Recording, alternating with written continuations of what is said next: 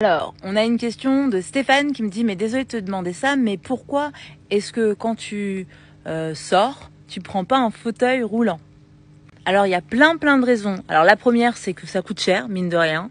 La deuxième, c'est que même si on t'en prête un, ils sont souvent, mais vraiment pas praticables, en tout cas dans Périgueux. Encore moins sur les quais de Périgueux, parce que c'est des pavés. J'ai vu des fauteuils bien sophistiqués qui galéraient sa grand-mère pour pouvoir avancer dans Périgueux et surtout sur les quais ou sur la rue Limogène, qui sont en fait remplis de pavés. Ensuite, je prends par exemple un fauteuil si je dois par exemple aller dans un parc d'attractions tel que Disney, parce que oui, faire toute une journée les parcs et marcher, etc.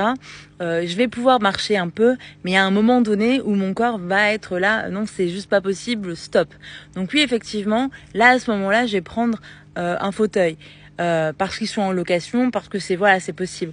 Après, effectivement, il y a des pharmacies, ton médecin peut t'en prescrire un et tout, mais c'est souvent pas des trucs ouf. Moi, je sais que j'ai été en fauteuil presque 1 an et c'était que du prêt de la pharmacie. Sincèrement, c'était la pire période de ma vie. J'habitais en plein centre de Périgueux et au 3e étage, dans un duplex. Enfin, vraiment un truc pas pratique du tout. Et j'en garde un très mauvais souvenir. Et finalement, c'est pas si pratique que ça. Alors oui, je suis assise, mais c'est pas un confort tant que ça quand t'as des villes qui sont pas du tout adaptées. Et en plus, c'est vraiment chiant pour la personne qui m'accompagne, puisque sincèrement, je deviens un boulet, hein, sincèrement. Donc voilà. Et clairement, j'ai passé littéralement plus de 90% de la soirée et de la journée assise, que ce soit sur une chaise haute ou sur une chaise que j'avais empruntée.